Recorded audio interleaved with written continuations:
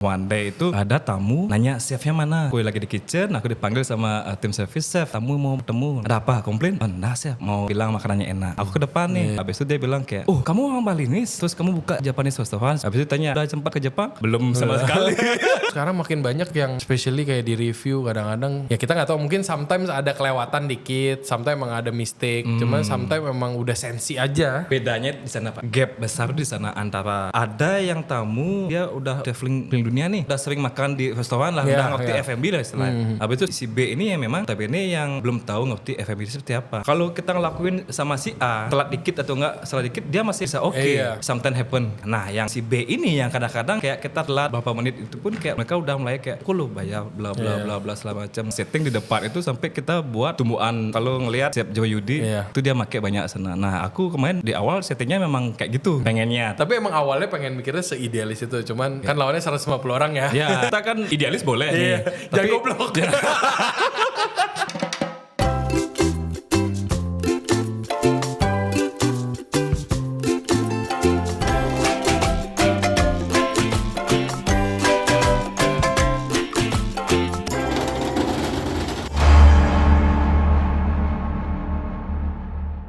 Welcome to On The Pass, F&B Podcast berkolaborasi dengan Regency Radio dan Backdraft Project. If you like to hear all about F&B industry, people, and lifestyle in Bali, here's the place. Wah, akhirnya kita dapat kesempatan nih buat ngobrol sama chef satu ini. Bisa dibilang penguasa Canggu sama Uluwatu nih. Outletnya luar biasa. Banyak yang berpatok nih kalau ngelihat chef ini. Kerennya Canggu tuh banyak yang ngelihatnya nih chef yang ini. Jadi tanpa panjang lebar lagi, mari kita sambut Chef Yuda. Hai, halo. Akhirnya dapat kesempatan. Mantap, luar biasa. Finally Pak ya? Finally. Agak sulit, rumahnya jauh. Rumahnya jauh, kerjanya jauh. Jadi kita akhirnya bisa dapat kesempatan ngobrol. Apa kabar Yud? Luar biasa. Aldi gimana kabar? Sehat? Gini-gini aja lah. Kebetulan agak mulai ngantuk dikit yang nganter anak sekolah sama kan. Happy banget. Aduh, happy sih. Cuman baru mulai chapter baru kan masih melek jam 7 pagi tuh. Luar biasa sekali. Luar biasa kita. Anak beda-beda dikit ya Yud kita. Beda setahun paling ya? Beda setahun. Anakku gara-gara Pak Mario skip playgroup ya. Diajarin sama sepuh katanya di rumah dulu. Cuman aman semua? Sofa aman. Dapur masih ngebul lah. Masih ngebul? Masih ngebul. Masih sejahtera lah ya. Nah ini sebenarnya guys, Chef Yuda ini baru ada open outlet. Sebenarnya nggak baru sih Yud ya. Mei berapa lama? Mostly itu udah 7 bulan jalan. 7 bulan. Nah kebetulan saya sama Pak Mario belum sempat kesana nih, agak malu sedikit sih Pak. Ayo Pak, kapan berangkat? Ayo lah, di awal diundang. Tapi semua yang datang ya gue tanya, gimana Mei? Semua nomor 1. Dapurnya gede banget. Mohon maaf ya. The biggest concern ke sana ya. The biggest concern ke sana. Soalnya kan saya nanya sama chef-chef ya. Rata-rata ngiri sih kayaknya. Tapi emang segede gitu. Kita belum pernah ke sana kan. Kalau bisa dibilang gede, lumayan ya. Lumayan. Bukan gede ya. Proper lah bisa dibilang. Karena kalau meme itu aku mau gini nih, mau explain dulu nih. Ya, explain dulu silakan ke netizen itu semua. Jadi meme itu sebenarnya kita fokusnya di Southeast Asian barbecue. Oke. Southeast Asian barbecue. Jadi kita notabene 90% itu item produk kita finishingnya di wood fire. Oh. Cedar wood fire atau charcoal lah ya. Di antara dua itu. Jadi kalau lihat dari konsep kitchen itu memang kita open kitchen Pak. Open kitchen, habis itu bisa dibilang quite new konsep kitchen di Bali ya, karena memang di awal itu tak buat konsepnya itu memang open kitchen ya, memang semua mata itu tertuju ke dari semua sisi restoran. Semua sisi restoran itu tertuju ke kitchen itu. Gitu. Apa gak itu kelihatan gede banget? Apa emang bener gede? Karena kalau gede sih lumayan ya. Habis itu restoran dia nggak berani bilang kecil. Ntar ada yang komen bilang kayak bajingan kalau dapur gede itu. Besok aku disidak besok. Jadi ya bisa dibilang quite big lah. Jadi karena kita banyak main charcoal. Jadi aku memang sengaja buat flow kerja tuh memang biar lebih nyaman lah. Berarti lebih serius lah makanannya ya. Makanan lebih serius, nggak serius amat sih, masih relax ya, tapi bisa dibilang kayak ya. Kalau nggak segede gitu mah nggak relax kan. Tapi seating berapa yuk? Seating itu kita sekali seat itu di angka 90-an, 80-an. 90-an seating. Ya, seating. Sehari bisa berapa kalau rame? Berapa turnover? Kalau rame itu kita ambil 2 seating ya. 2 seating, 180 1 mil. Tapi kita nggak ngambil full first seating itu kita nggak bisa ngambil full pelengan itu kan ada jeda waktu tuh. Yeah. Jadi itu di first seating itu kira-kira itu sekitar 70-an lah. Kalau kita lagi rame itu 150 40. Berarti nyari 150 lah sehari. Sehari target segitu dia. Target segitu. Tapi keren dari jauh dilihat tuh. Ya dari jauh ya dari Instagram maksudnya. Belum pernah main ke sana nih malu sebenarnya. Tapi emang ngincernya kenapa Pan Asia? Enggak Pan Asia, lebih ke Southeast Asia kan? Southeast Asia. Emang gara-gara lagi soalnya pas buka itu semua orang lagi win Asian kan? Apa nih justifikasinya? Mungkin memang sebenarnya konsep ini udah dari lama. Tim itu udah mengkonsepnya itu dari lama. Itu kemarin kita awalnya tuh maunya buat Thai. Oh awalnya Thai. Fokus Thai sama macam. Keduluan Fuhas apa gimana? Nah sih karena emang apa namanya? Kalau mulut sampah saya. Kalau fokus Kalau fokus Thai itu udah mulai booming nih kemarin nih. Makanya kita decide untuk kita fokusin Southeast Asian seperti itu. Tapi emang kalian tuh trendsetter banget mindsetnya ya? Bisa dibilang seperti itu. Dalam artian kayak ngapain kita buat sesuatu yang udah ada kan. Kalau yang lain udah buka pokoknya grup kalian gak mau bikin lah ya. Soalnya gue inget dari pas Yuki itu kan tahu-tahu Beach Club yang Jepang banget teman, kalau pas duduk juga nggak berasa Jepang ya, itu kan kayak nggak ada kan konsepnya kayak gitu. Nah, kalau kita ngomong Yuki itu dulu di awal itu bisa dibilang kayak kita ngomong Izakaya ya. Izakaya itu 4 tahun yang lalu itu nggak banyak Pak. Nggak ada di sini. Yang ada tuh ada satu outlet di Canggu Biliho. Oh iya. Nah itu. Tapi Biliho emang Japanese bukannya campur-campur Asian juga? Dulu Japanese. Oh dulu Japanese. Ya, sebelum Biliho apa namanya aku lupa. Biliho ya. Nah itu dah. Biliho. Grupnya Will Merrick kan? Will Merrick ya. Nah itu Biliho yang lebih banyak Japanese. Oh bukan Salazon yang Japanese banget gak sih? Yang di Seminyak? Itu baru buka Pak. Oh itu malah yang baru Biliho duluan. Iya itu yang duluan. Jadi kalau kita bisa 4 tahun lalu itu Yuki itu Izakaya itu nggak banyak. Oh mungkin dijelaskan dulu ya ke netizen nih, chef ini ngurusin apa aja gitu. Coba kerjanya banyak ya. rumah daerah Denpasar lagi jauh. Jadi aku itu sebagai executive chef di Pulau Project namanya. Jadi Pulau Project itu menaungi beberapa outlet di Bali. Yang pertama itu first outlet kita tuh Yuki Canggu. Yuki Canggu itu almost sekarang itu udah hampir 4 tahun. Habis itu kita buka yang di Uluwatu, Yuki Uluwatu. Habis yang sekarang ini Meme seperti itu. Yeah. Uluwatu gede juga kan sama ya? Seating sama tadi katanya. Seating sama. Kelihatan sih gede banget tapi. Cuman high ceiling aja sih. Jadi kelihatan lebih luas. Tapi Yuki konsepnya tuh lucu, nggak kayak tipikal. Sebenarnya Beach Club juga kan nggak beach club banget kan. Soalnya kan. Kalau dibilang Beach Club enggak sih Pak. Depannya nggak pantai, cuman baunya pantai. Cuman view depan itu pantai. Itu pun nggak langsung menjauh ke pantai. Itu. Meleset dikit lon. Cuma ngerasain bisa dari sisi koktelnya juga serius banget, makanannya juga serius banget. Kalian emang seset itu wah dream team lah. Banyak pasti yang ngiri kayak. Pasti banyak nih alasan coba punya Dewa, coba punya Yuda, coba punya Blim itu. mungkin Dewa banyak ya juga yang ngapus mungkin ya nggak tahu juga ya. Cuman awalnya itu gimana bisa ada konsep kayak Pulau Project itu? Ya ini basically kan kayak kasarnya kayak manajemen company kan sebenarnya. Manajemen company ya. Ide awalnya tuh seperti apa sampai sekarang bisa outletnya seabrek-abrek itu? Jadi omsetnya ya. Jadi di awal itu sebenarnya founder itu Windu sama Dewa. Nah, untuk Pro Project. Aji Windu katanya ya. Ya, Kalau Aji beli Windu. saya ngomong beli aja ternyata Aji. Windu. Ya. Aji Windu dan Aji Dewa. Maaf Aji dua itu. Aji keren gue itu. Jadi founder itu Aji Windu sama Aji Dewa. Jadi beliau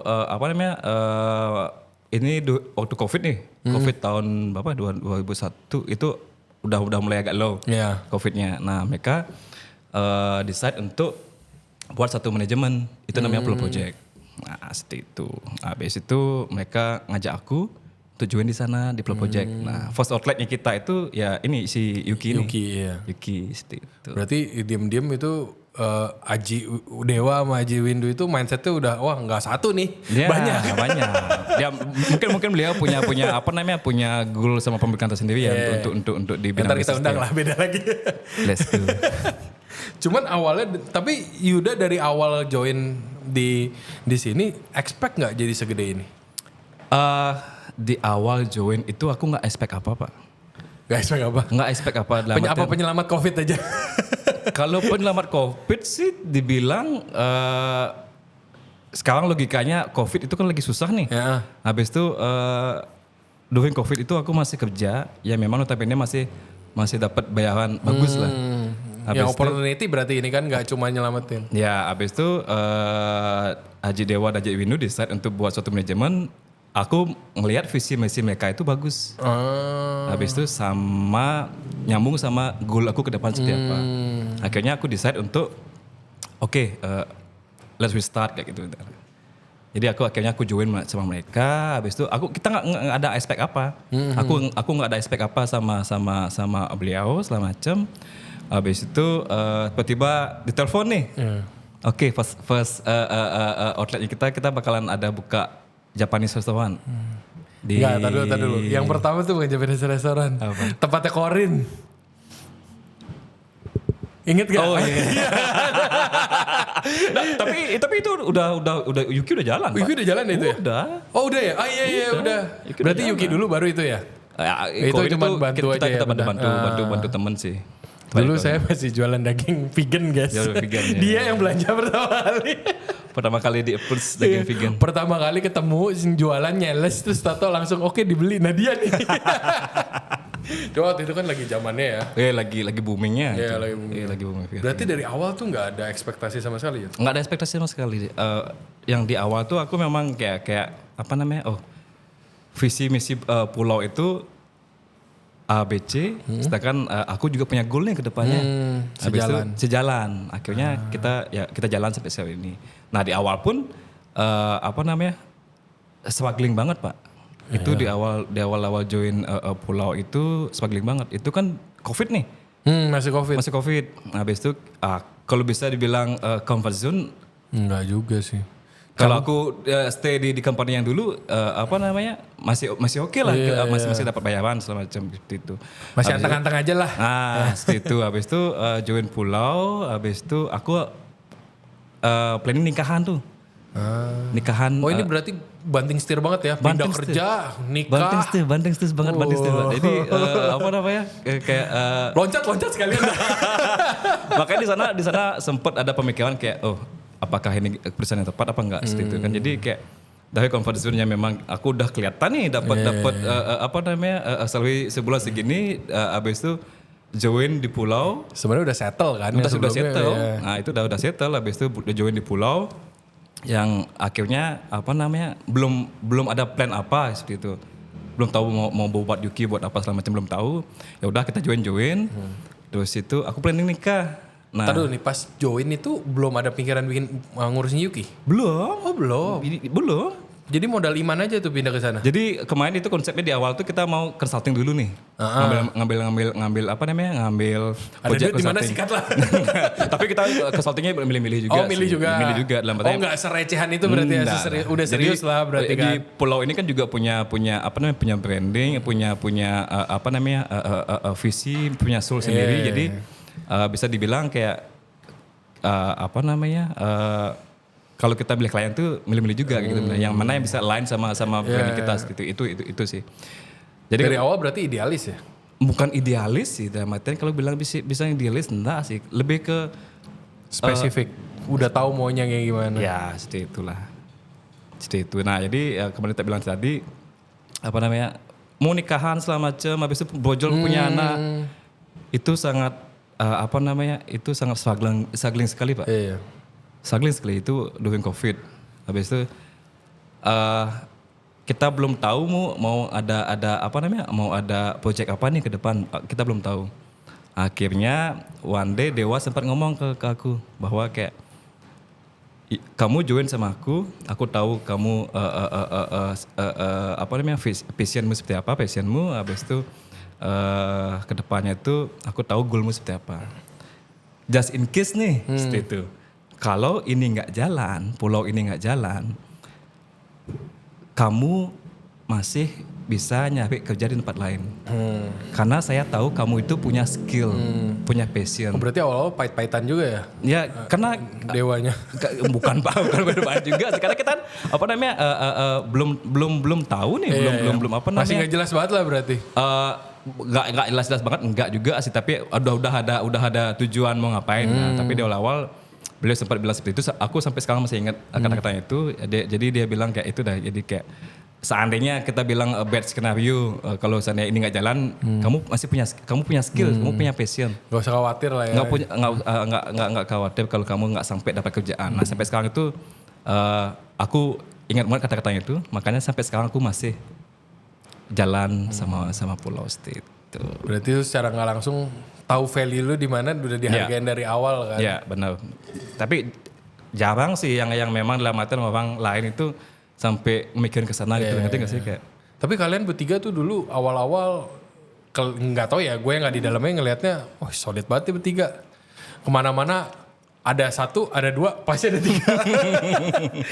Ingat kayak kita waktu itu acara PMP, nggak ada angin nggak ada apa, tau gue pikir ya namanya kan acara kayak gitu ada beli window nggak lama, ada Dewa, ada Yuda.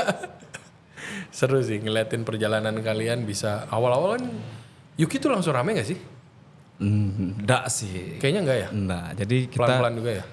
Kalau kita buka Yuki awal itu apa namanya di tahun 2021 itu masih COVID Pak. Iya. Jadi Boulder masih close. Jadi banyak yang Jakarta WFA segala macam di Bali. Di Bali masih banyak yang dikerudungin kan tempat rame ya. Benar. Jadi kita buka Yuki itu memang di awal memang struggling sekali. Kita nggak expect sekarang ini gitu. Akhirnya ya sampai sekarang tuh ya. Berapa sekarang ngurusin staff dapur aja nggak usah yang lain? Kalau dapur semuanya semuanya. Kalau dapur yang ngurusin itu. Kalau dapur itu bisa 60 ya. The whole thing? Ya. Oh efisien juga ya? 60 staff kitchen. Soalnya terakhir gue dengar Yuki yang di Canggu udah 20-an kan? Kalau yang di Canggu ya 20-an. In total itu 60 sih. Staff kitchen aja kita bilang ya. Jadi Yuki Canggu, Yuki Uluwatu sama Meme. Seperti itu. Paling pusing ngurusin apa ya? Ngurusin outlet kayak gini tuh segitu banyak. Ngurusin orangnya. Itu udah aku nanya kayak. Jadi ya dalam artian kayak notabene kayak ya itu ngurusin banyak orang, ngurusin isi kepala orang gitu ngerti nggak sih? Jadi gimana caranya mensinkronkan itu semua biar align sama kita gitu. Itu sih yang paling susah dia bilang. Kayaknya sih semua orang yang buka bisnis tuh. Itu yang paling tai dah. Tapi kalian tuh gimana caranya ngekonsep pasti kan kalian kalau mau buka apa-apa pasti rundingan konsep dulu kan? Sampai ada mereka nih jalan-jalannya dari ngiri sampai kasihan tuh saya ngeliatnya. Istrinya jalan-jalan lama-lama anjir gak pulang-pulang. Iya kan waktu yang ke Jepang itu tuh gimana kalian mulai kayak kalau misalnya mau apa kayaknya waktu itu ke Jepang berarti kan mostly buat Yuki kan? Ya buat Yuki. Buat Yuki. Nah itu tuh kalian bisa put effort segitunya sampai spend ke Jepang rame-rame itu bapak-bapak.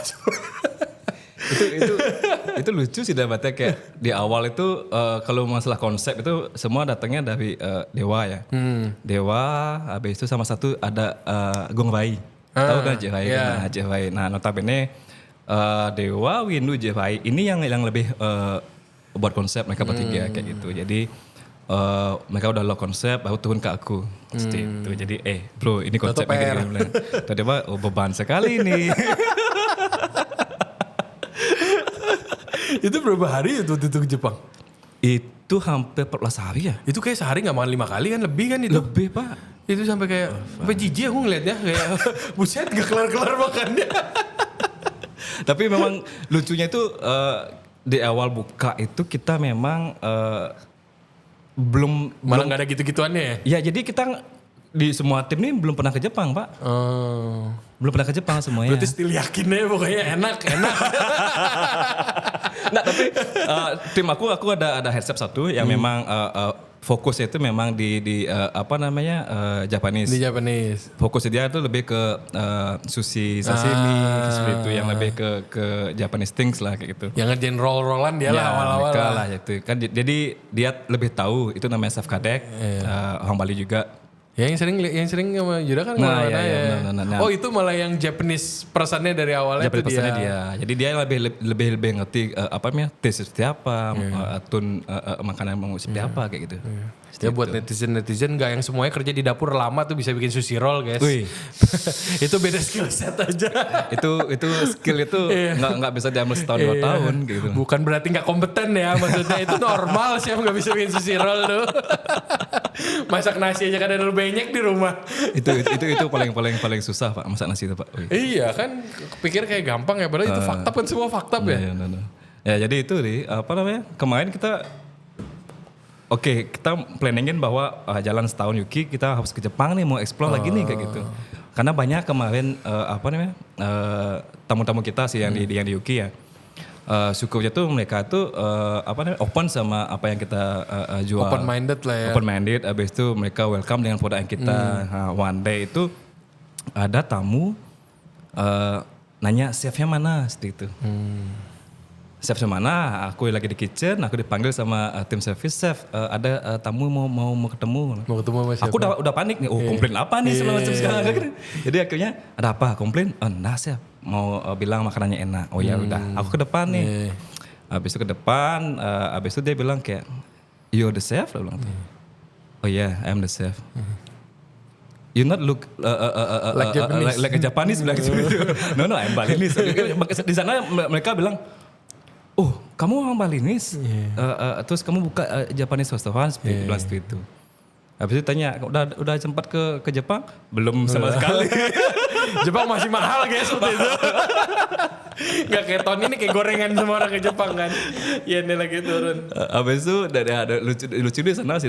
Kayaknya memang karena timnya kita memang ya kita belum pernah ke Jepang seperti itu. Habis itu tapi dengan konsep yang kuat, tak bilang ya bisa Japanese Izakaya ini akhirnya bisa jalan sampai sekarang. Ya, solid tapi. Solid banget.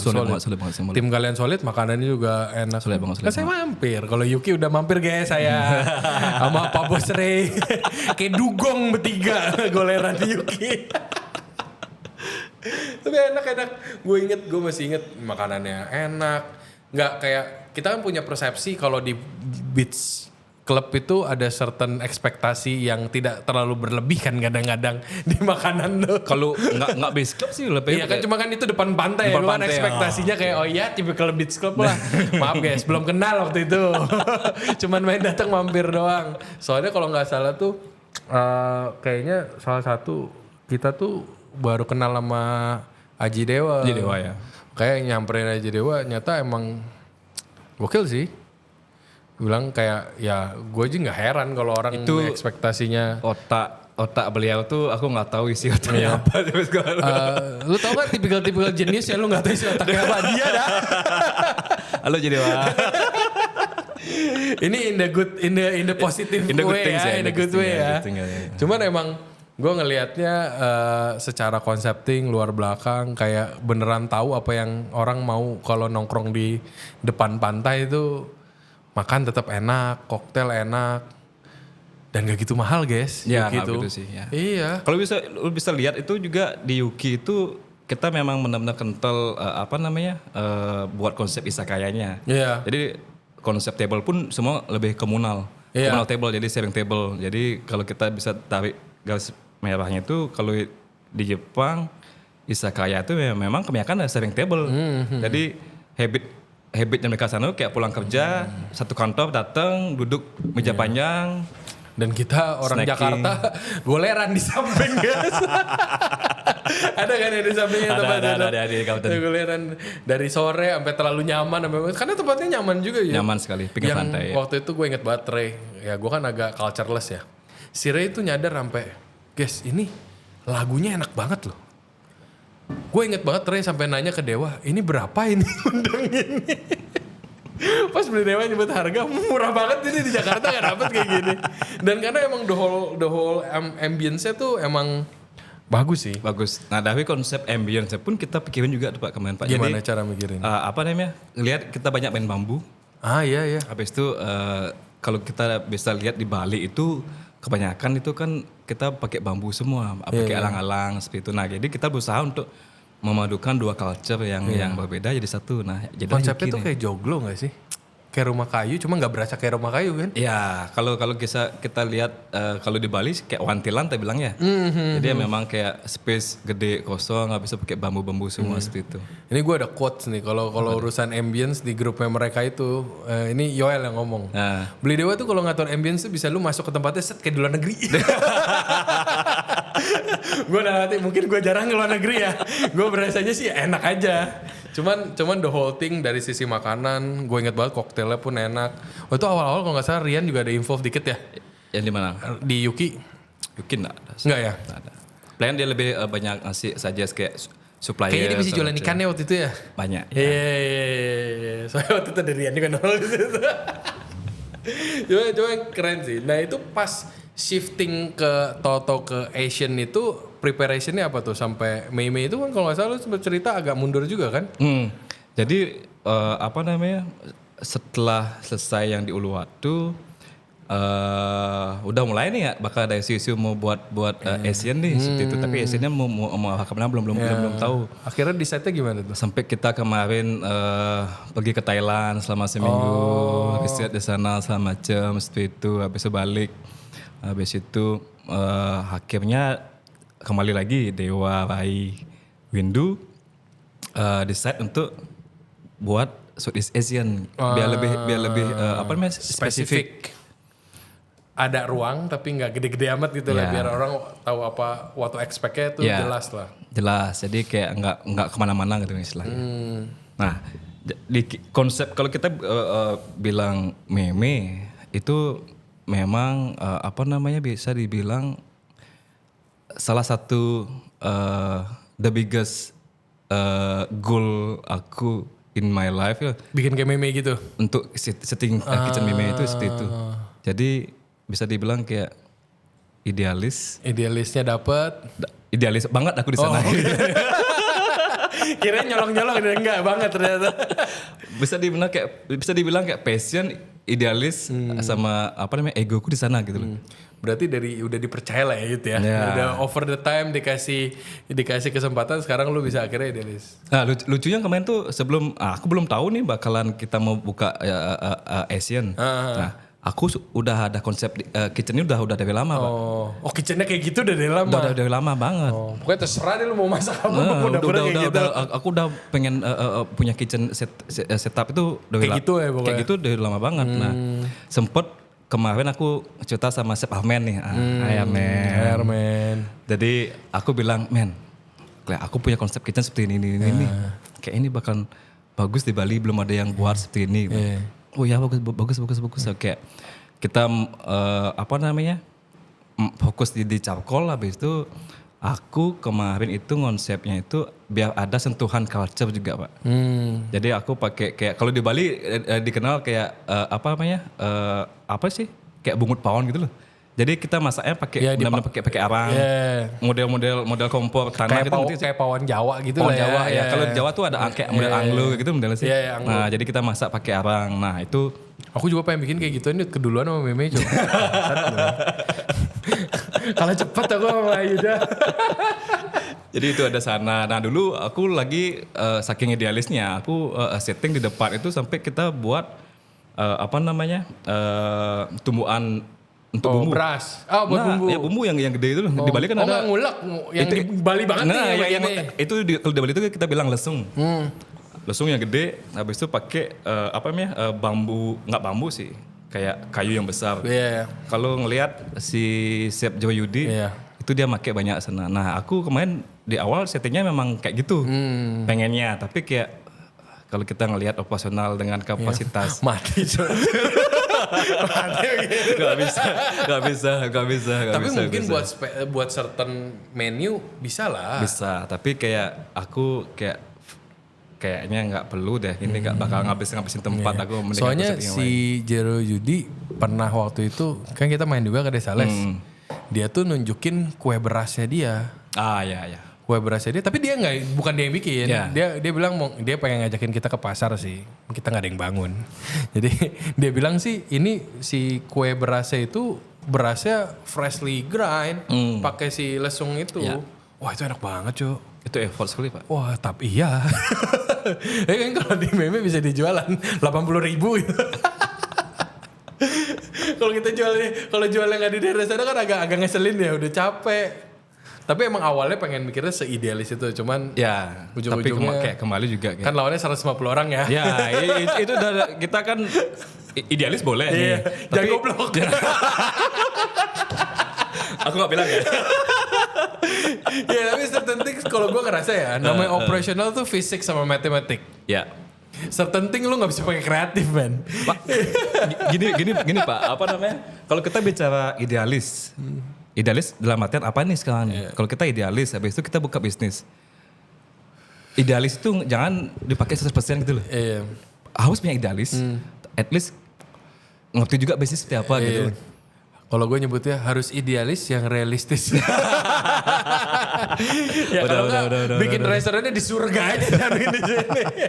Ya dong kalau setengah mati kan, operasional segitu gede. Gue inget banget pertama kali si Austin sama Rian bikin Lulu, dia mau bikin seating berapa? Seating 80. Wah anjir kebayang pusingnya. Wah itu kan dengan fans, dengan French gitu konsep. Dan kalau dari sisi bisnisnya gue cuma ngeliat itu sekalinya miss puluhan juta guys. Nggak, kalau 1% mereka food cost naik 1% tuh berasa sakit ya. Kalau kayak tempat-tempat kayak gue yang kecil kayak gini kan 1% nothing lah. Ya.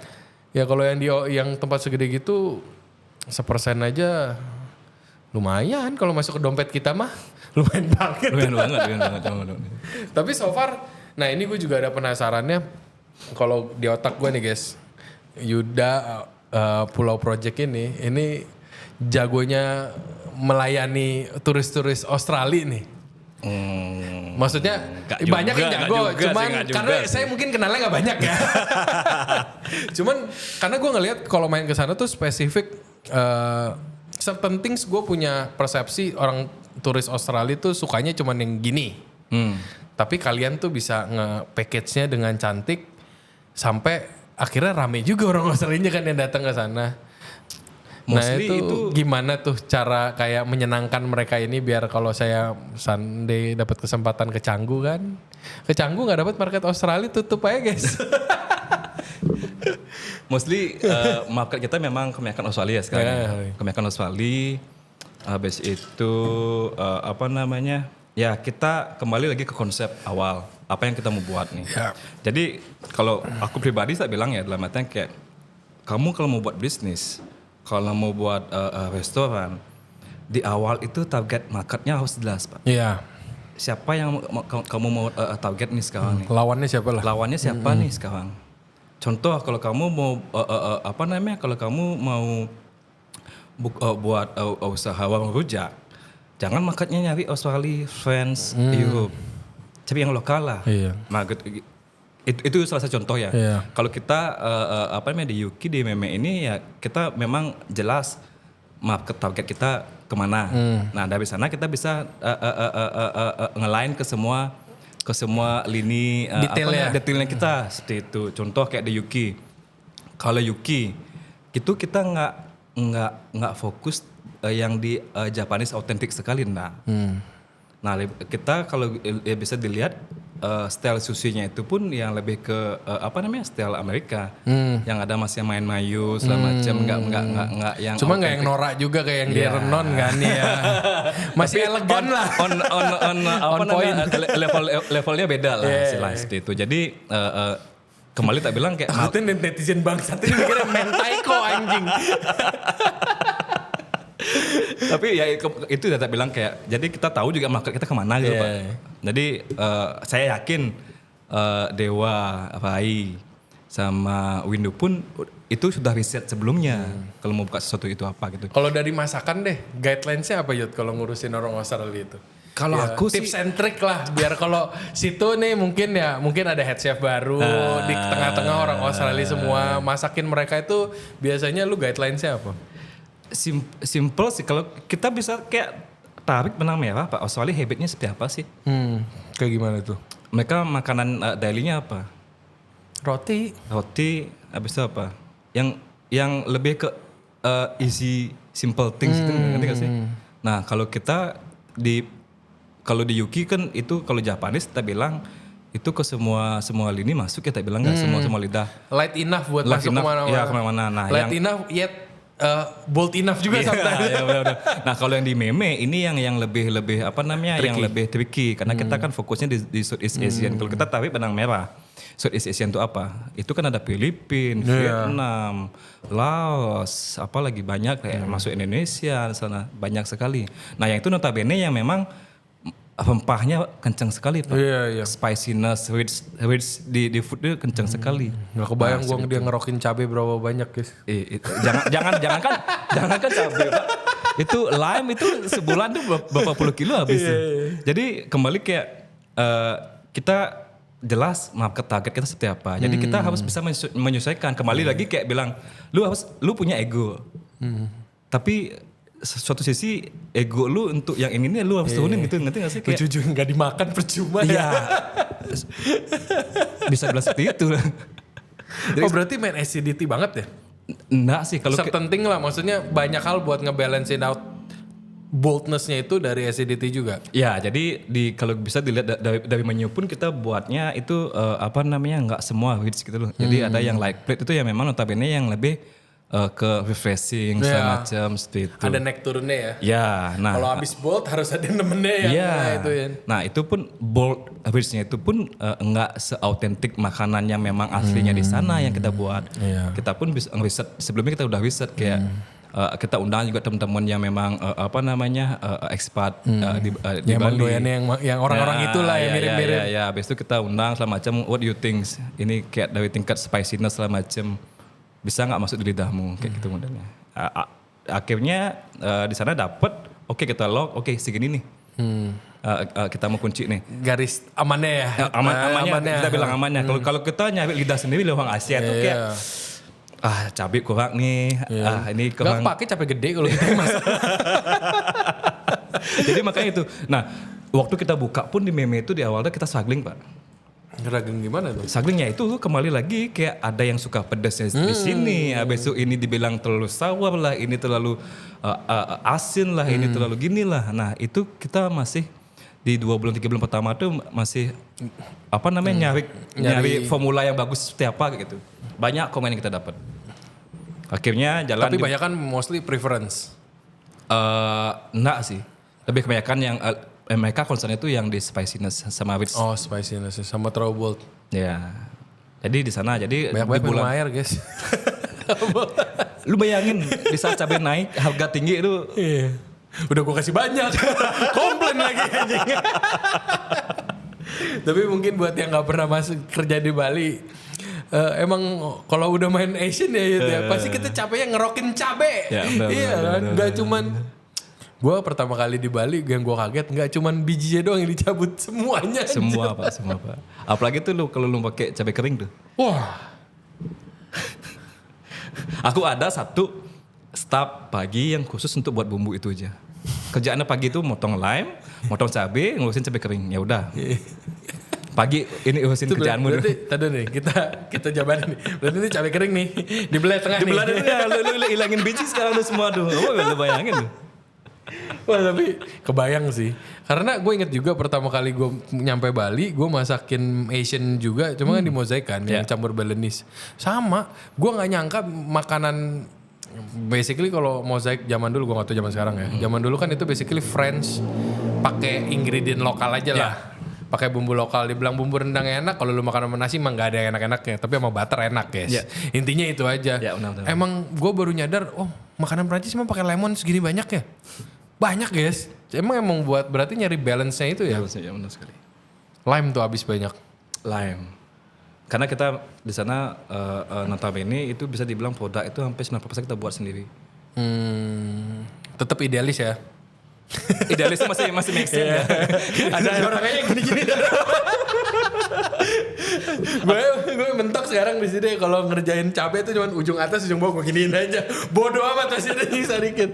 Gila itu PR banget soalnya kan itu. Atau enggak gitu staffku nanti kabur semua Pak. Iya. Iya sih. Kamu lihat bilang tadi kayak idealis boleh tapi Jangan goblok. Tapi kan nyari orang ada, gue inget banget pas Yuki lagi mulai rame-rame itu kan staff lagi gila-gila susahnya kan Yud. Gila itu. In a good way ya. Terbilang kemarin kita buka Yuki Canggu itu kan COVID nih Pak.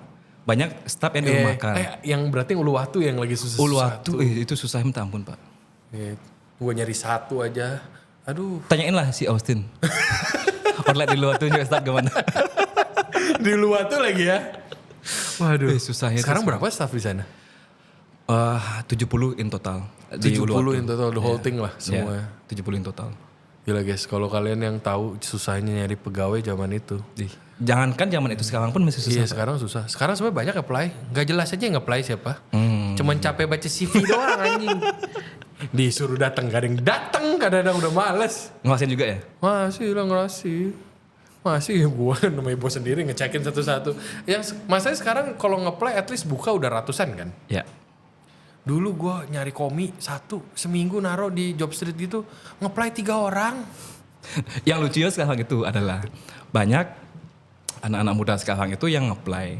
Asal nge-apply aja Pak. Iya. Nggak ngecek dulu background wisatawan yang di-apply itu apa. Ngerti nggak sih? Kayak tiba-tiba ada job, ada gini nih opportunity nih ya di-apply aja, asal-asal nge-apply. Iya. Habis itu ketika kita dipanggil interview, kamu tahu nggak konsep kita apa? Nggak tahu Pak. Boro.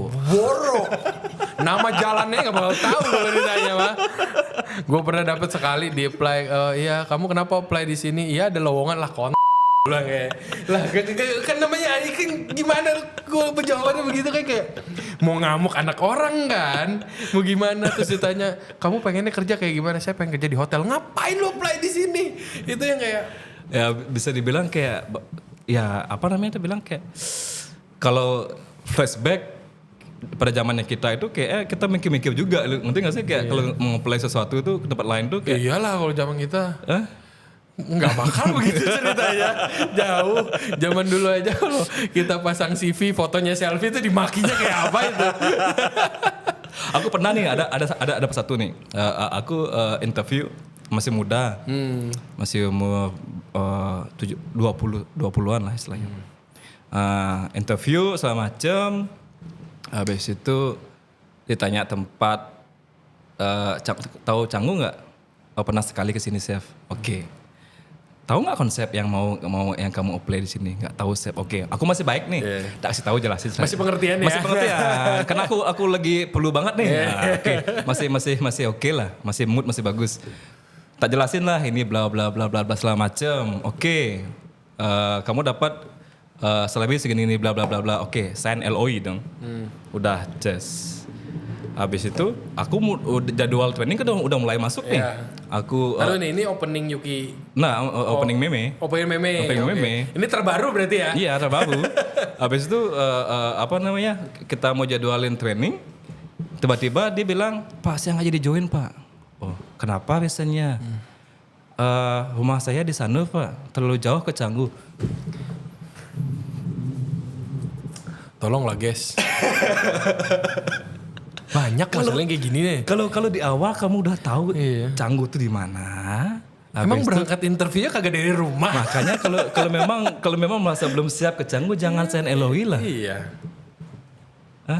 Jadinya kayak ngeselin sih emang. Cuman ya gimana ya kita stuck sama yang begituan.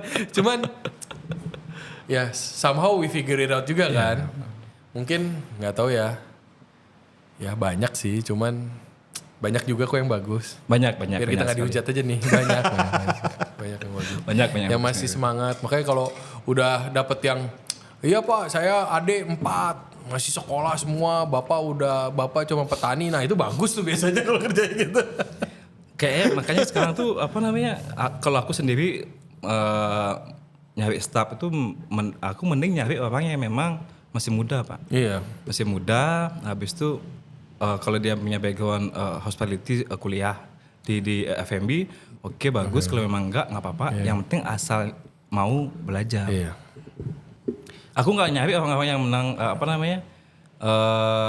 pintar-pintar banget. Nah, Kadang-kadang kalau yang kayak gitu kalau goblok jelas kan kenapa? Ya emang masih baru.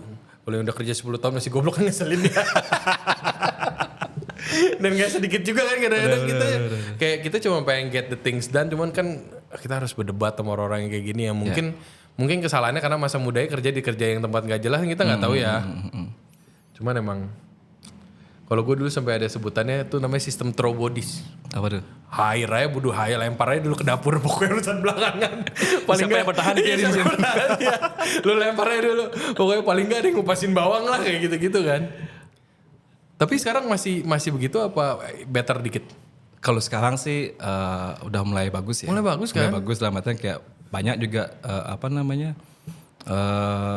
teman-teman yang udah kerja di tempat lain selama macam habis itu apply ke kita seperti itu. Pilihan banyak lah ya sekarang. Pilihan banyak sekali Pak. Tergantung kembali tak bilang kalau kamu punya goal, punya tujuan, jelas kamu mau kemana gitu loh. Kalau kayak yang cuma asal play banget, habis itu kayak belum ada 3 bulan 2 bulan resign kan kayak buang-buang waktu, ngapain juga sih gitu loh. Enggak cuma buang waktu kita, buang waktu dia sebenarnya. Iya, tapi yang effortnya lebih ke kita kan. Banget. Kalau dia kan bisa nyari kerjaan baru lagi, kalau kita ngulang dari nol Pak. Iya. Hiring, habis itu ngasih training, inilah capeknya tuh luar biasa. Udah ada HRD belum Yuki? Aku ada. Nggak ada kan. Setelah kapan tuh? Itu Yuki jalan 2 tahun, kita ada HRD in-house. Itu impian gue sekarang. Apa? Mau jadi HRD? Kagak, terus punya HRD. Biar tinggal cariin komi 2, tek gitu kan enak kan. Tapi kan semua HRD iya, buat kopi iya, buat bakmi iya kan. Sekarang kan kadang-kadang udah capek, habis nganter anak sekolah pagi, ketemu interview, kadang-kadang dateng aja bagus. Cuman ya gue kebayang sih kalau yang di Canggues gitu susah, apalagi di daerah gue sini ya pasti kan gak bakal jadi option utama ya. Cuman somehow we figure it out sih. Ya. Kalau urusan sama udah sekalian coba adjustnya segitunya. Yang paling nggak buat nge-caters orang-orang Canggu lah istilahnya. Kalau gue punya teori, nggak tahu ya menurut lu gimana, sekalian nanya aja. The only place kita bisa buka cabang itu cuma Uluwatu sama Canggu. Karena menurut gue itu marketnya mirip banget. Benar sekali. Benar. Ke Ubud aja udah beda banget kan? Totally beda sekali. Totalnya beda. Beda Cuman sekali. marketnya berarti kan kurang lebih sama. Kalau Canggu lo tuh sama Pak. Sama berarti mostly masih mayoritas masih Australian. Australian surfing community lah. Kalau kita bicara market, Ubud itu beda sekali. Jangankan Canggu Uluwatu, Canggu Seminyak pun beda Pak. Iya beda. Totally beda sekali. Bisa dilihat kok. Beda banget. Paling sering komplainnya apa? Daerah lu lah. Di mana? Gak usah ngomongin orang-orang daerah lain, daerah Canggu dan Uluwatu tuh paling sering apa yang dipermasalahin sama mereka itu tuh yang selalu kayak kurang mulu. Palingan kayak pertama dibilang harga mahal. Pertama dibilang harga mahal, komplain lah. Habis itu dibilang mungkin karena dia udah terjemahkan nih, dibilang nggak enak. Habis itu udah makan tinggal lagi 2, komplain udah nggak enak. Ujung-ujungnya apa? FOC. Dia FOC. Habis itu dia bilang kayak ini komplain. Oh minta FOC.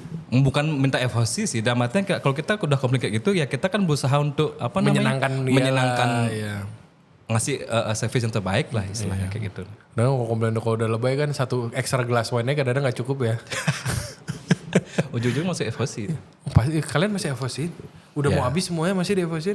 Ya mau nggak mau kita berusaha untuk istilahnya kayak nge-treat mereka dengan baik lah. Baik banget kalian. Baik banget.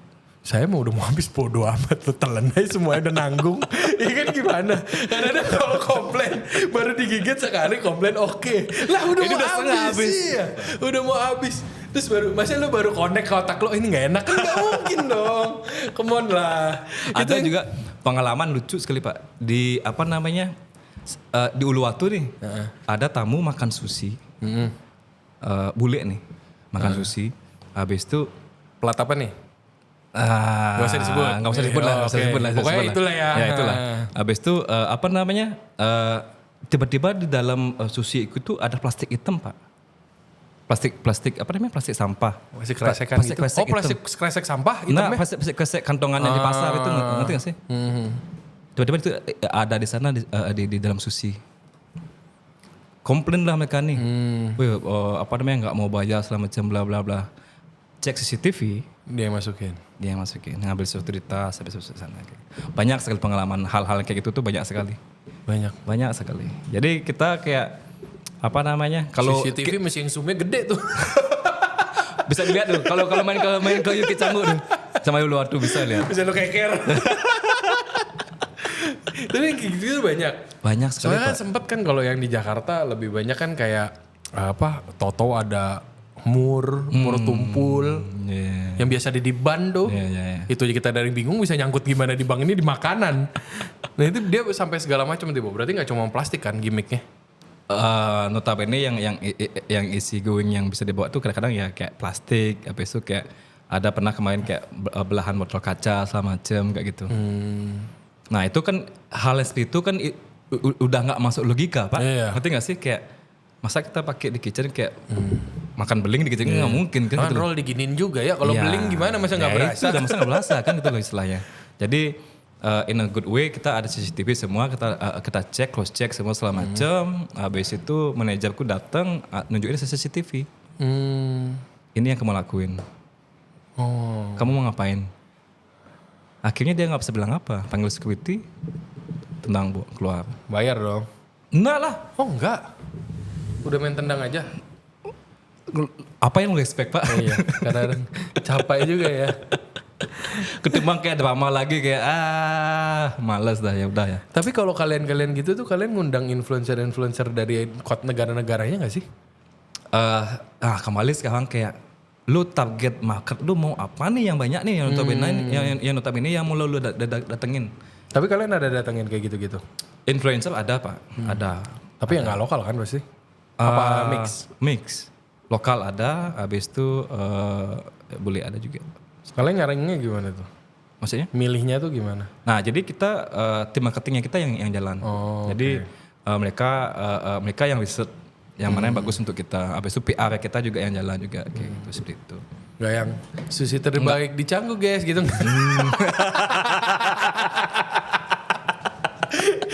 Iya dong masih kan.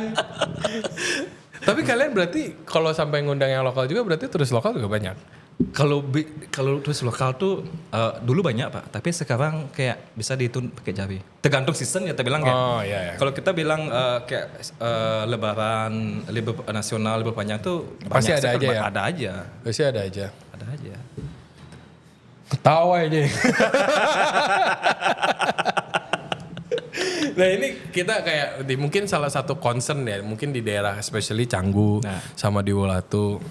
Ini kan sebenarnya banyak yang kayak persepsi kita orang-orang F&B itu seakan-akan mengelulukan bule kan. Menurut lu itu kenapa persepsi itu bisa ada? Apakah itu penyakit zaman dulu? Apa mereka salah baca aja menurut lu? Kalau kita bicara lokal sekarang tuh aku malahan amazed sama lokal sekarang. Dalam artian kayak mereka mulai untuk apa yang bisa menerima, memahami apa yang lagi tren sekarang gitu loh. Yang foodie makin banyak sih. Banyak sekali. To be honest kalau yang foodie sih menyenangkan ya. Banyak sekali. Banyak ngasih feedback. Banyak feedback. They talk gitu. about it. Ya kalau kita bicara foodie itu mereka kan udah traveling ke banyak negara pak. Sebelum COVID ini kan nggak semua ke Bali doang ya. Banyak kan yang berduit juga kan keluar. Banyak sih menyenangkan. Biarpun yang nggak menyenangkan juga ada aja pasti. Bukannya ya ini kita klarifikasi sama aja yang penting bayar. Sama jadi kalau lu nggak bayar ditendang dua-duanya sama aja. Nggak ada setelah kita mendewa-dewakan apa namanya si A si B si C semua sama aja, semua sama. Jadi kayak kita berusaha untuk servisnya itu SOP-nya sama pak. Iya. Mungkin karena mungkin karena rasa mereka, pola pikir mereka aja yang karena emang seperti itu. Sebenarnya gitu. kan di-adjust buat mayoritas yang datang. Iya. Bukan mayoritas yang tinggal di sini. Ya. Sama aja sih. Soalnya banyak kan sekarang makin banyak yang Especially kayak di review kadang-kadang kita kalau ngeliatin apalagi teman-teman yang kena kayak gitu, kita tahu sih sebenarnya ya dibilang salah enggak, cuman ya kita nggak tahu, mungkin sometimes ada kelewatan dikit, sometimes emang ada mistake, cuman sometimes emang udah sensi aja. Bedanya di sana Pak. Gap besar di sana antara apa namanya? Mana yang bener, mana yang sensi. Nah, bukan gitu. Jadi ada yang tamu contohnya bule dia udah traveling keliling dunia nih. Udah sering makan di restoran lah, udah ngerti F&B lah istilahnya. Nanti nggak sih? Habis itu si B ini yang memang notabene yang belum tahu ngerti F&B itu seperti apa.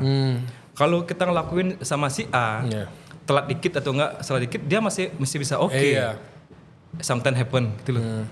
Mereka yang udah biasa muter mah tahu shit happen. Ya, nah yang si B ini yang kadang-kadang yang kayak kita telat berapa menit itu pun kayak mereka udah mulai kayak masa wah aku lo bayar bla bla bla bla segala macam, mulai dah kayak di sana. Padahal rate-nya juga kan maksudnya menurut gua masih reasonable lah. Biarpun sometimes ada beberapa tempat lah yang datang juga turis ya udahlah, nggak komplain juga. Jujur makan alpukat di atas roti. Ya kadang-kadang kan kalau tempatnya bagus kan bayar tempat lah ya, kayak gitu. Cuman ya kalau emang duitnya nggak sanggup ya nggak usah ke sono. Ya. Jadi itu menurut lu persepsi yang emang terlalu banyak bias lah ya. Sedangkan kita kan ngurusin standarnya internasional lah kurang lebih seperti itu. Kalau kita bicara standar itu sama aja semua Pak. Jadi SOP-nya itu internasional, lokal itu semua sama aja. Kita mayoritasin aja lah ya pokoknya. Yang ada gap itu mungkin habitnya mereka, ngerti nggak sih Pak?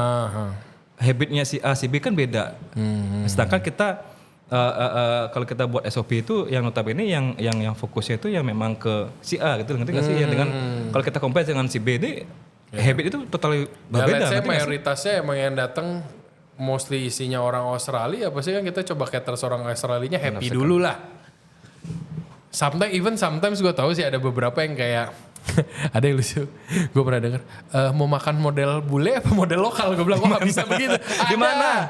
Di mana? Ntar ya offer ya. Gak ada cuy, ada. Pak Mebel tahu deh? Gak tahu dia tahu apa enggak, ada. It's quite close di sini. Ada. Tapi menurut gue isi in the good way. Karena mencoba cater semuanya pasti ada keluar SOP aneh lainnya yang keluar. Mungkin kenapa dia ngelakuin hal seperti itu? Mungkin dia ada pengalaman buruk. Iya pasti. Maksudnya kalau orang internasional, lu mau ke restoran Indo pun dia ngertinya ada appetizer, ada main course, ada dessert. Kalau mau keluar bareng itu mesti ngomong fire together ya, baru keluar semuanya. Kalau kita kan hajar ya. Nah, kredok datang telat juga kadang enggak komplain.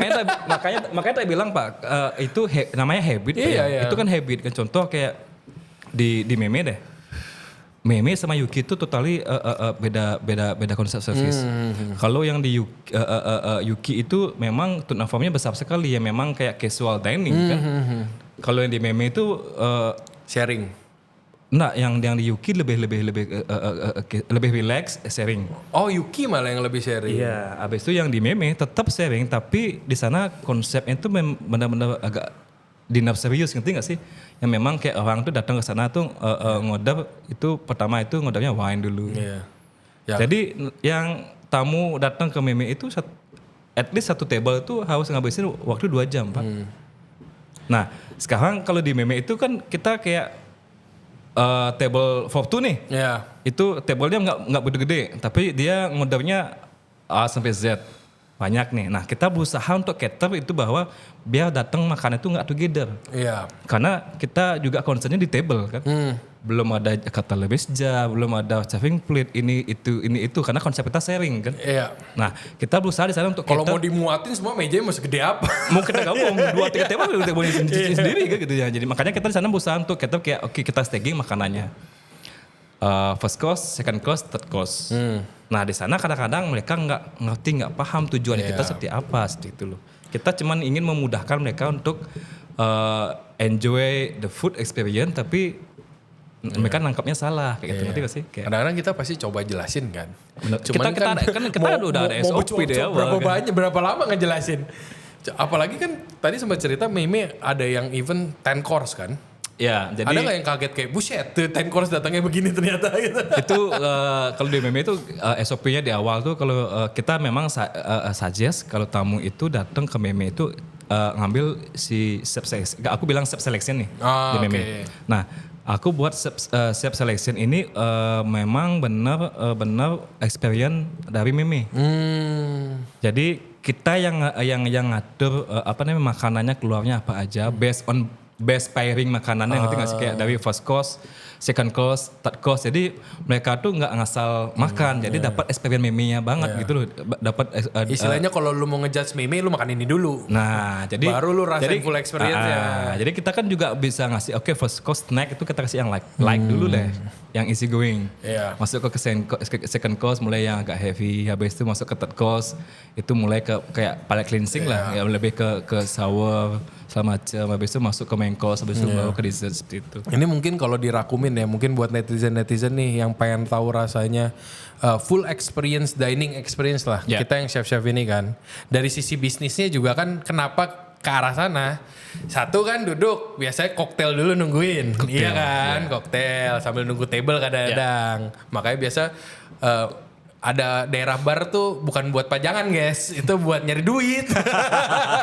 Kalau table belum ready kan biasa di situ. Baru kan berarti yang tadi appetizer beres, baru main course. Nah biasanya pas di main course appetizer ada wine-nya sendiri, ada itunya sendiri. Baru istilahnya kalau kita yang di restoran, kalau lu udah experience itu semua, komplain pasti kita sujud ya. Istilahnya, siap lu mau komplain apa? Komplain dah sekarang kita ladenin. Iya kan?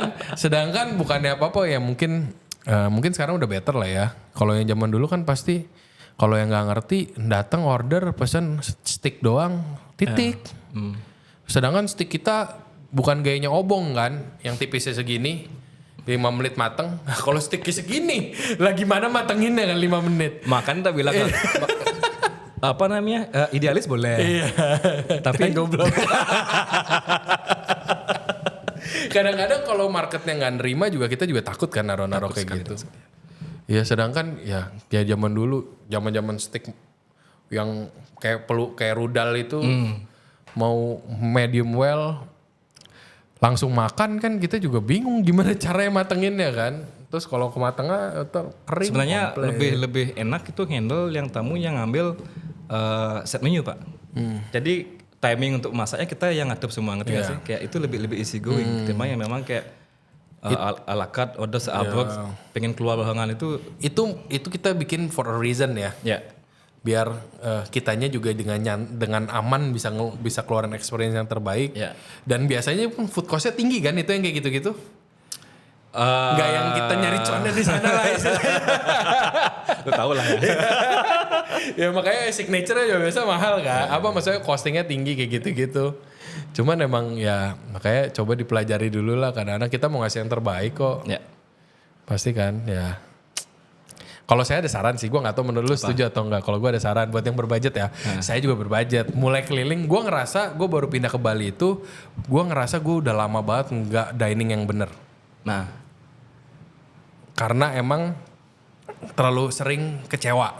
kecuali dalam artian apa nih? Kecewa ke tempat ini ternyata gitu kan ya. Jadi kayak, udahlah fuck it lah. Pas ke Bali, gue ngerasa, oh ini banyak nih dengan seliweran dari teman-teman. Kalau gue, ini mungkin buat tips ya buat yang lain yang mau irit. Banyakin appetizer-nya. Intinya itu aja. Kalau budget ya udahlah semua orang berbudget. Saya juga berbudget kok. Kalau orang nanya kadang-kadang mau nanya dulu ke dia. Average cover lu berapa? Kalau dia bilang 2,5 juta. Oh yaudah ya ntar ya. Bini gue ulang tahun keberapa baru gue itu ya ke situ. Cuman kalau gue sih saran gak tau lu setuju atau enggak. Biasanya kita put effort itu buat small bites itu kan. Kalau di restoran. Dan rata-rata chef nih, gue gak tau nih ya, ntar lu setuju atau enggak. Banyak chef di Bali itu show egonya itu di ayam.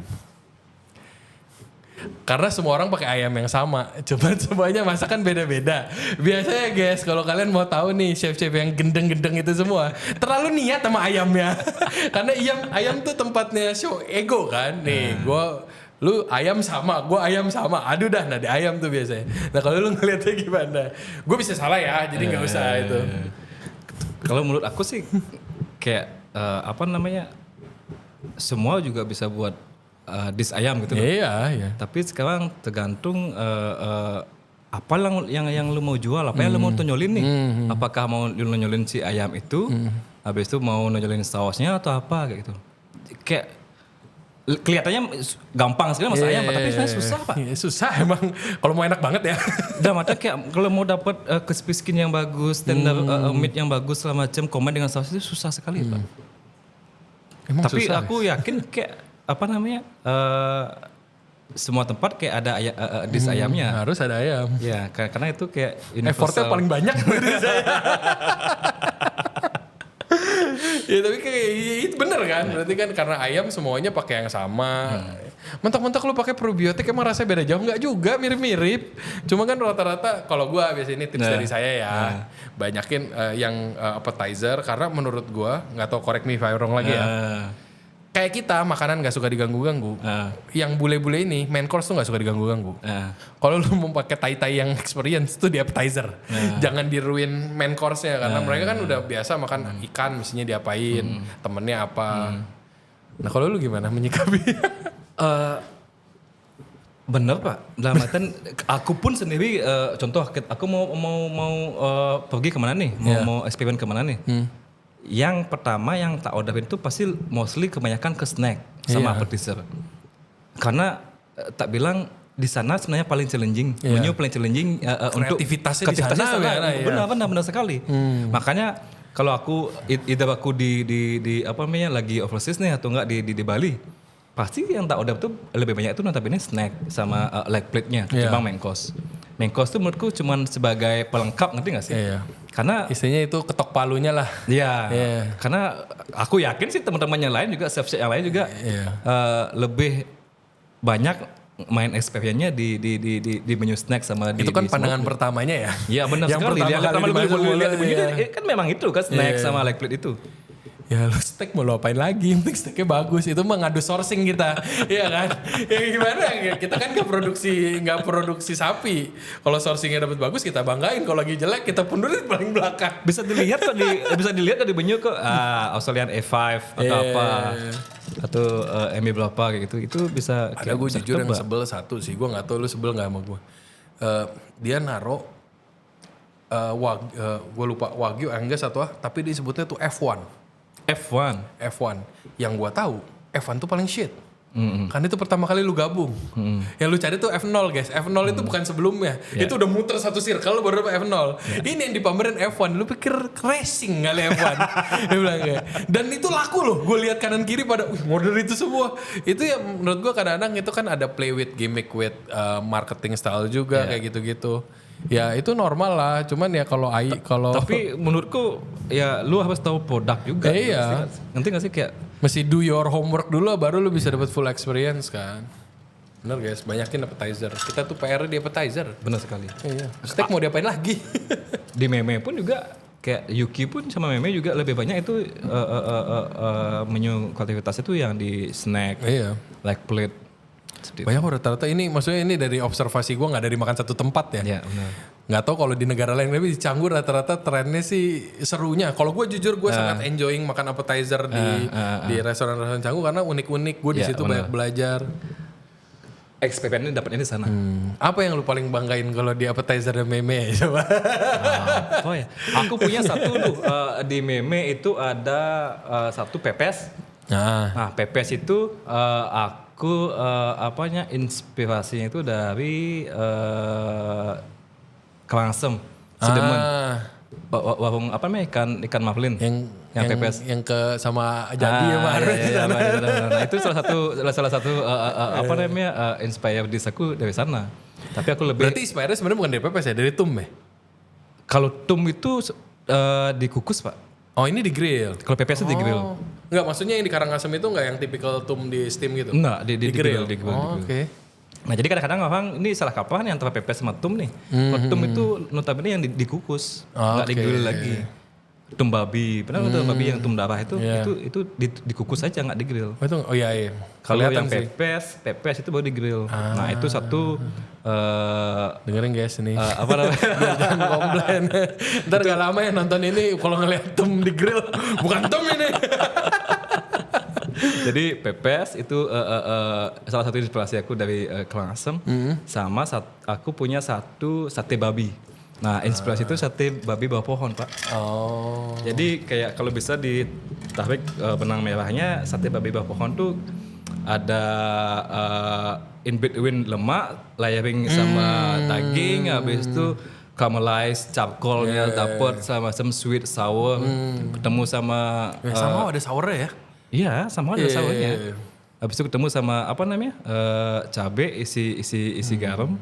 Ini kita ngomongin pas beneran masih di bawah pohon ya? Iya benar. Kamu masih ada ya? Gak ada. Ada cuma gak tahu yang mana yang benar, kadang-kadang banyak banget. Ini kita ngomongin yang pas kita makan zaman dulu di bawah pohon kan. Iya. Nah itu salah satu. Dicocol garam gak tau pakai sihir apa enak banget garamnya. itu salah satu apa namanya bisa dibilang showcasing dishnya aku Di meme.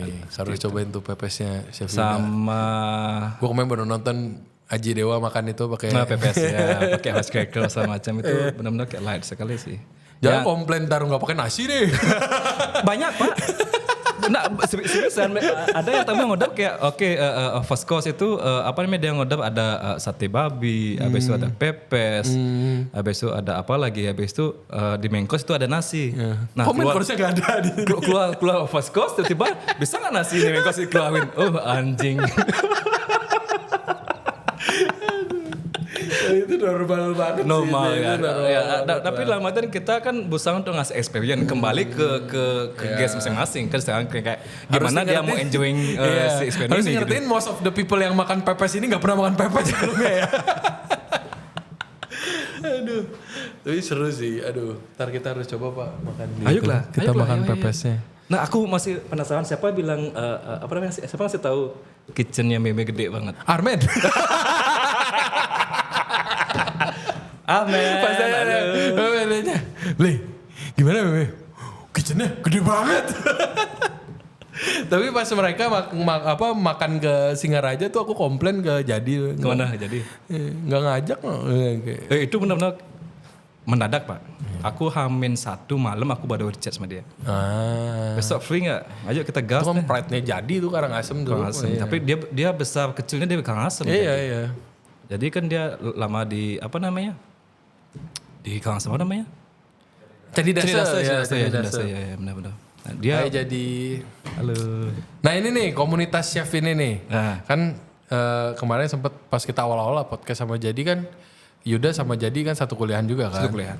Nah itu gimana tuh sistemnya nih chef berteman ini bisa se-healthy itu selama itu nih. Kalau dari Yuda lah sama ya kan kita tadi udah sebut ada Jadi, ada Armen dan banyak lah masih banyak. Cuman historinya tuh gimana dari awal dari zaman sekolah bisa jadi healthy relationship juga kan sama mereka bertukar pikiran, nyampah. Ya semuanya dah. Kalau chef Jadi itu apa namanya dari awal aku satu kampus sama dia di Nusa Dua dan satu kelas. Oh satu kelas juga. Satu kelas aku sama dia. Jadi STP Nusa Dua nih. pride STP. Jarang yang lihat ini Pride STP Nusa Dua. Kalau angkatanku itu kayaknya semua jebolannya bagus-bagus Pak. Siapa lagi emang? Banyak teman-temanku yang apa namanya jadi dosen Elizabeth sekarang habis itu ada di San Regis. Jadi orang lah semua. Jadi orang lah semua lah. Jadi dulu aku satu kelas sama Jadi itu dulu Jadi itu kalem Pak. Tapi agak sarkas sedikit. Gimik kayaknya tuh kalau itu. Jadi dulu aku satu kelas di kampus sama dia. Habis itu dia yang lebih ke kayak serius gitu loh. Mengikuti mata kuliah. Sedangkan aku yang memang kayak kuliah Lihat besok lah. kuliah serius tapi yang apa namanya yang kalau dikasih materi teori itu paling nggak mau ngerti nggak sih? Hands on banget nih. Iya. Udah dari muda ya nih. Iya, Oke. jadi kayak kalau udah waktunya kita praktek, baru kita praktek jam 9, aku jam 7 udah di kitchen. Gimana ini maintain ego sama diskusinya sama teman-teman chef ini tuh gimana biasanya? Apa ada kayak Kleng jangan niru makanan gue ya? Kalau bisa dibilang itu kalau aku sama Jadi sih lebih ke apa namanya kita tahu lah satu sama lain gitu.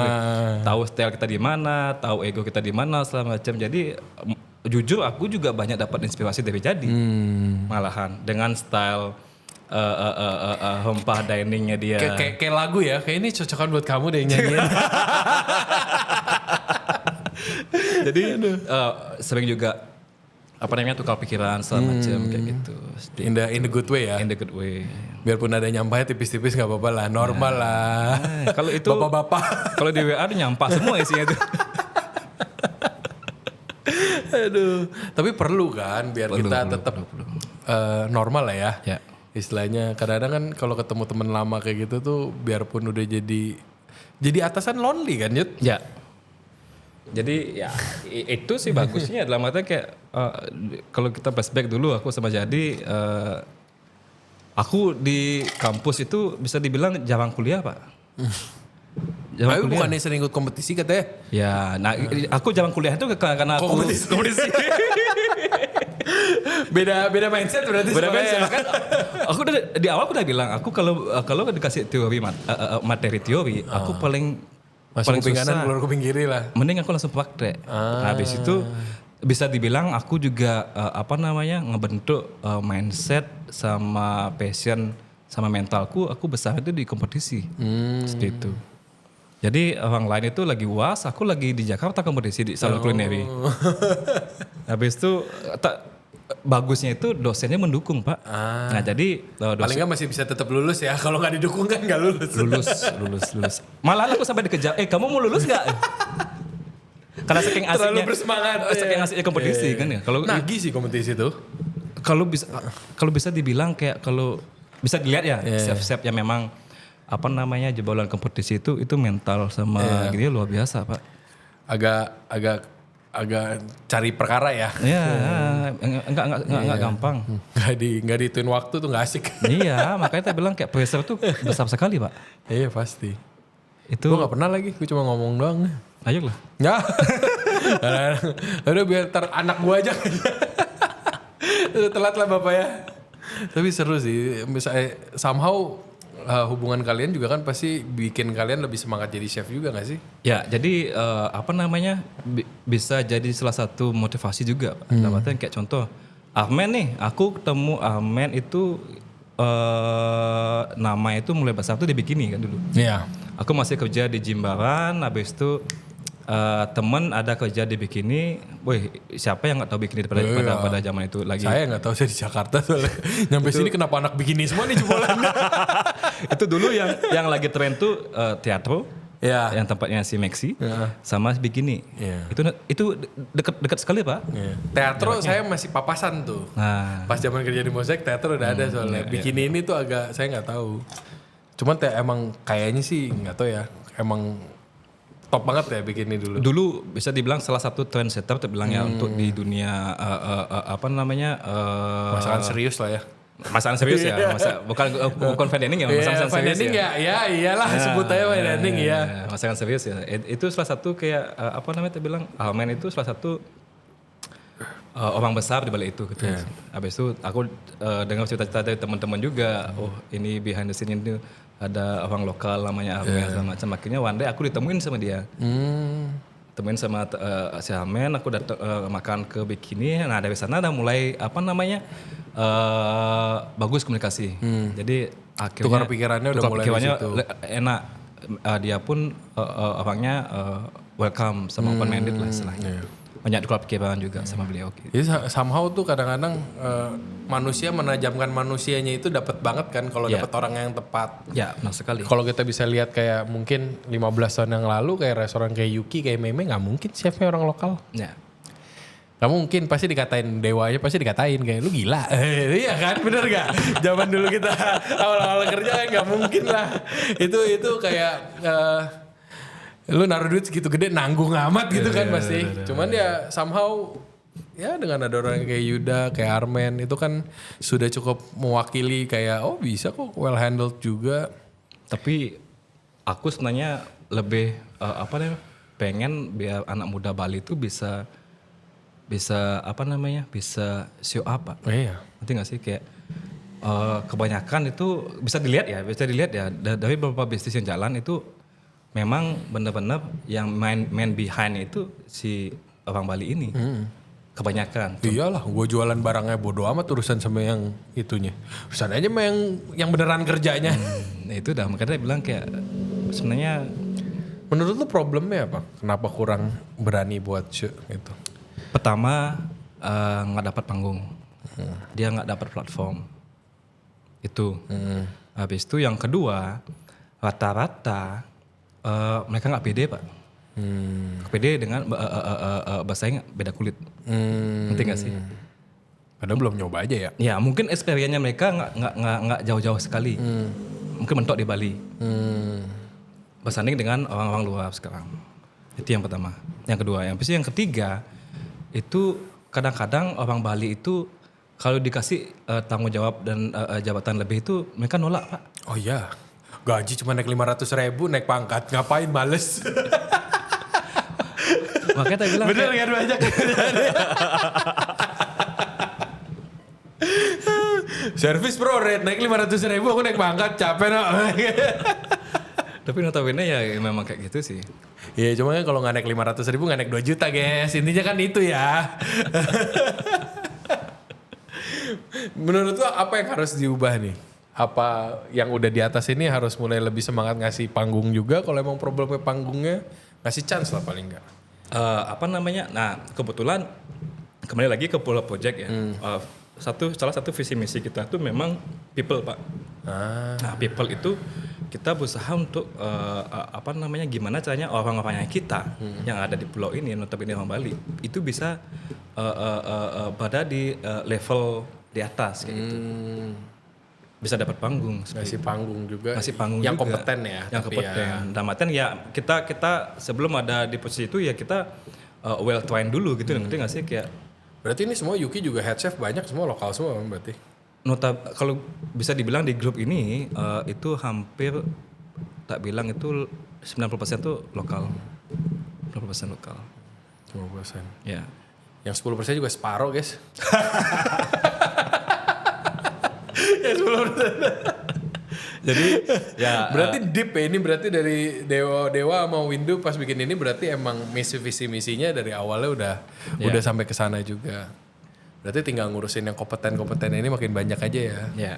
Kita sekarang tuh lagi looking for talent. Talent-talent yang bagus, kita bakal hire juga semua kayak gitu. Nggak bikin pulau idol.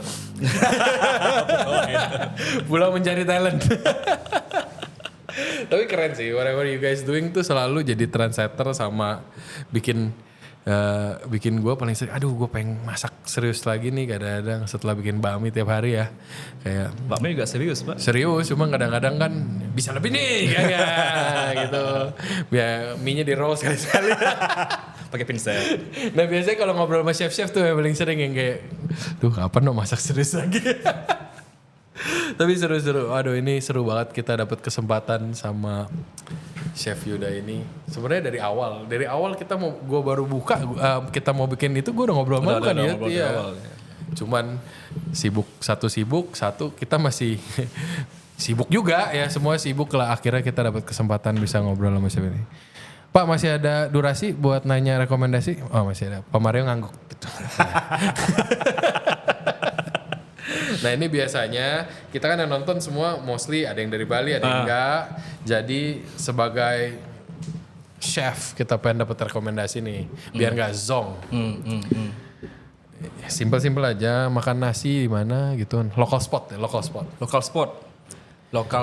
Kalau aku local spot itu ada 2 nih. Yang pertama itu nasi campur. Itu namanya Warung Adi. Warung Adi. Di mana nih? Di Sanur. Nah itu di banyak Taman Sari kalau nggak salah ya. Warung Adi namanya. Warung Adi itu legend itu. Itu legend. Habis itu yang kedua. Selevel Menweti kayak gitu ya berarti. Ya. Ya oke. Habis itu yang kedua itu ada soto sapi Telagi Gendong namanya. Hah di mana itu? Itu ada di Denpasar. Telagi Gendong. Celagi Gendong. Jadi biasa kan soto paketut itu yang di Kuta mentok. Nah, ini bagus. Ini enak sekali. Elevated nih.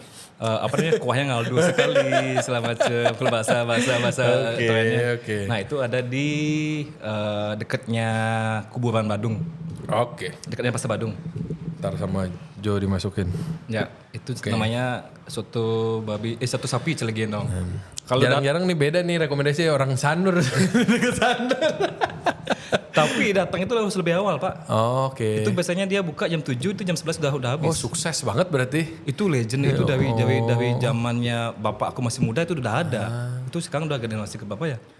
Kalau di Jakarta itu kalau lebaran tutupnya 2 bulan itu. Lanjut, ngopi kemana nih ngopi? Rekomendasi ngopi. Ngopi aku ngopi sih kebanyakan aku di outlet ya. Oh di outlet. Di outlet tapi Kalau nggak keburu ke outlet deh. kalau nggak ke outlet itu aku lebih sukanya itu di Baru punya si Emerson. Jadi nih keluar ngopi di Baru tuh. Jauh men Baru tuh. Karena aku kerjanya kan di Canggu dekat, Oh iya.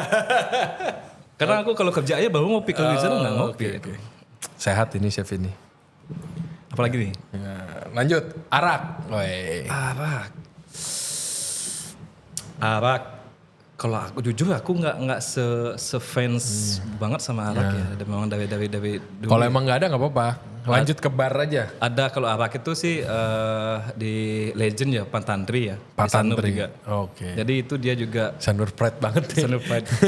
Jadi Pantantri itu mereka jual arak, nggak araknya aja tapi makanannya juga enak-enak, Pak. Oh oke. Dia ada juga kayak Chinese food gitu sih, jual kayak sayur hijau, ada. Oh mixnya sama Chinese food malah. Iya, itu aku kesana tuh malahan nggak jarang nyampe arak, mereka makan aja.